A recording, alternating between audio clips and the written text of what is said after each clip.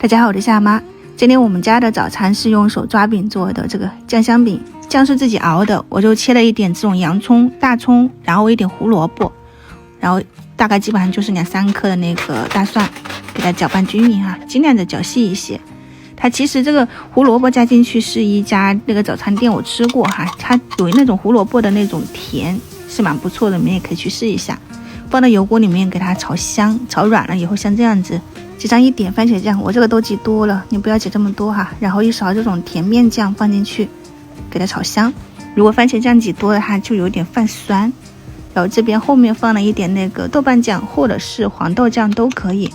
你给它们熬的那个香味出来了以后就可以出锅了。如果时间不那么赶的话呢，你是可以加点水熬一下的，它那个味道会更浓郁。早上我是用的这个黄油的手抓饼，因为我们家是不经常吃的，但是他们周末是自己去买着吃，所以给他们备了一点。煎一下定型了以后就打一个鸡蛋，放一点椒盐、黑白芝麻增香，一点葱花，给他们搅拌均匀就可以淋上去了。趁煎饼的时间唠一下，最近有挺多朋友疑惑的，为什么改变这么大？没有，我觉得我的改变都是随性而发的。那以前的声音啊，还有那些制作的美食都是